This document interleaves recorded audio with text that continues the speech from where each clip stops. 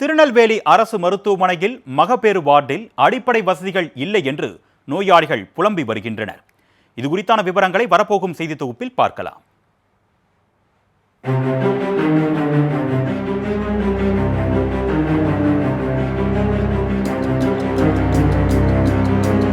தமிழக அரசின் பொது சுகாதாரத்துறை மருத்துவத்துறையின் மேம்பாட்டுக்காகவும் அரசு மருத்துவமனைகளில் சிகிச்சை உலக தரத்தில் இருக்க வேண்டும் என்றும் கோடிக்கணக்கில் உபகரணங்களை வழங்கி வருகிறது.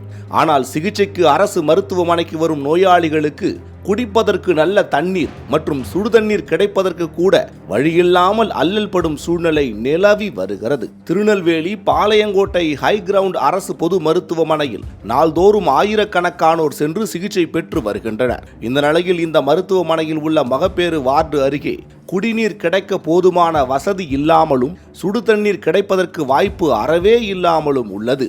தற்போது குளிர்காலம் என்பதால் ஏராளமானோருக்கு காய்ச்சல், சளி உள்ளிட்ட உடல்நல கோளாறுகள் ஏற்பட்டு வருகிறது. ஒருவரிடமிருந்து பிறருக்கு பரவும் நோய் தொற்று நேரத்தில் நல்ல தண்ணீரோ வெந்நீரோ கிடைக்குமா என நோயாளிகள் எதிர்பார்த்தால் ஏமாற்றமே மிஞ்சுகிறது. மருத்துவமனையிலிருந்து வெகுநேரம் நடந்து வெளியே உள்ள தேநீர் கடைகளுக்கு சென்றுதான் வெந்நீர் வாங்கி கொண்டு வருகின்றனர் நோயாளிகளின் உறவினர்கள்.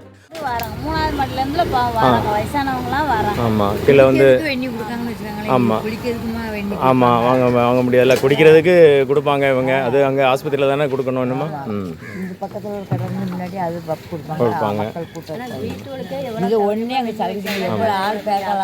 இருக்கு பெருகால வார்டில் இப்போ அவங்களுக்கு குளிக்கிறதுக்கு கொஞ்சமாவது வெண்ணி வேணும்ல, சுத்தமாக இல்லை. ஆமாம், அதான் அந்த அம்மா சொல்கிறாங்கல்ல, முன்னாடி இருந்து இப்போ உடஞ்சி கிடக்குதுன்னு சொல்கிறாங்க.